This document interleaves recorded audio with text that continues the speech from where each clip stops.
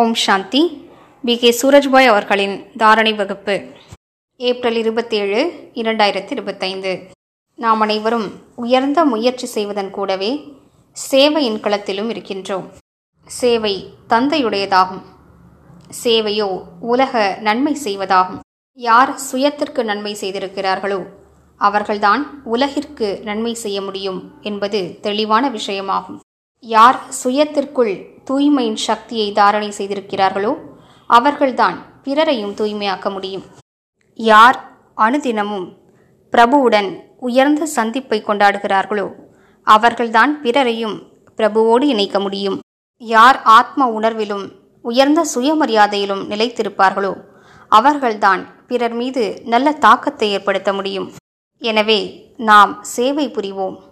ஆனால் சேவையின் சொரூபமாக ஆகிவிடக்கூடாது. சேவை செய்வது மிகுந்த உத்தமமானதாகும். சேவை மனப்பான்மை இருப்பது மிகுந்த உத்தமமானதாகும்.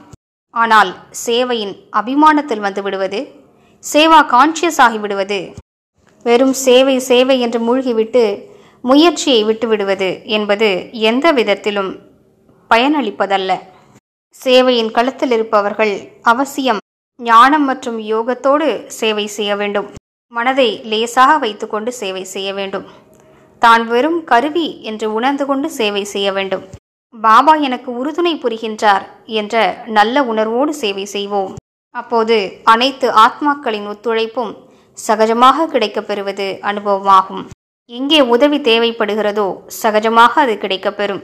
அது உடல் உழைப்பின் உதவியாக இருக்கலாம் அல்லது செல்வத்தின் உதவியாக இருக்கலாம். அனைத்தும் கிடைக்கப்பெறும். நாமும் ஊக்க உற்சாகத்தில் நிலைத்திருப்போம். பிறருக்கும் ஊக்க உற்சாகத்தினை வழங்குவோம். எனவே யார் ஆத்ம உணர்வில் நிலைத்திருப்பார்களோ, அனைவரையும் ஆத்மாக்களாக பார்ப்பார்களோ அவர்களே சேவையின் களத்தில் வெற்றிகரமாக இருக்கிறார்கள். எந்த பாரபட்சமும் இருக்கக்கூடாது. பாரபட்சம் பார்ப்பதால் மோதல் ஏற்படுகிறது. சேவையின் களத்தில் மோதல் ஏற்படுமானால் அந்த சூழலே சுமை நிறைந்ததாக ஆகிவிடுகிறது. அதன் காரணமாக வரக்கூடிய ஆத்மாக்களுக்கு எந்த சுகமும் கிடைப்பதில்லை. நாம் அனைவருக்கும் நன்மை செய்வதற்காக சேவை புரிகிறோம். ஆனால் சூழல் சுமை நிறைந்ததாக இருக்கும் என்றால் எவ்வாறு பிறருக்கு நன்மை ஏற்படும்? சேவை நிலையத்தில் கூட வெற்றிகரமாக சேவை நடைபெற வேண்டுமென்றால் சேவை நிலையத்தின் சூழலை சக்தி வாய்ந்ததாக ஆன்மீகமானதாக வைத்துக் கொள்வோம். அமைதி மயமாக்கி விடுவோம். தூய்மையின் சக்தியால் நிறைத்து விடுவோம். உள்நோக்கு தன்மையால் நிறைத்து விடுவோம். அதன் மூலம் எப்படிப்பட்ட ஆத்மாக்கள் உங்களிடம் வந்தாலும் அவர்களுக்கு ஆன்மீகமான அனுபவம் ஏற்பட வேண்டும். மாறாக சேவை நிலையத்தில் வெறும் வெளிநோக்கு முகமான அதிர்வலைகள் இருக்குமானால், ஆன்மீகமான அதிர்வலைகள், ஆன்மீகமான அனுபவங்களின் சூழல் இல்லை என்றால் அதன் மூலம் பலன் கிடைக்கப் பெறுவதில்லை. எனவே வாருங்கள், சேவையினால் பிறருக்கும் சுகமளிப்போம், தானும் சுகமடைவோம். நமது சேவையால் பிறருக்கும் பலத்தை வழங்குவோம். சுயத்திற்குள்ளும் பலத்தை நிரப்பிக்கொள்வோம்.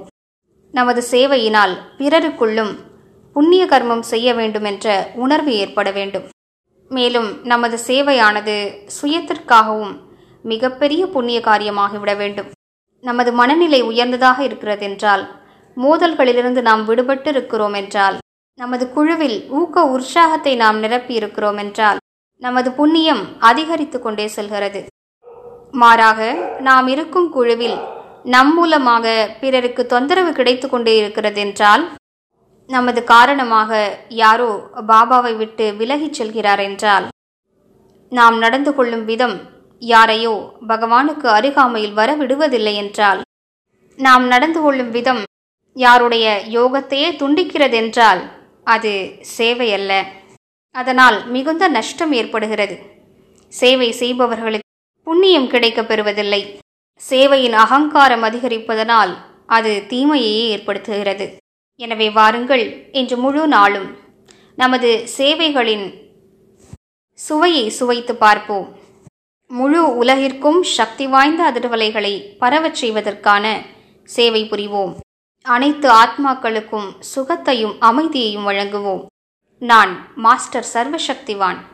மாஸ்டர் துக்கங்களை அழித்து சுகத்தை வழங்குபவன். பூலோக உருண்டையின் மீது வீற்றிருக்கின்றேன். என்னிடமிருந்து நாலாபுறங்களிலும் சக்திகளின் கிரணங்கள் பரவுகின்றன. அனைவரது துக்கங்களும் அழிகின்றன. இந்த பயிற்சியினை இன்று முழு நாளும் மேற்கொள்வோம். ஓம் சாந்தி.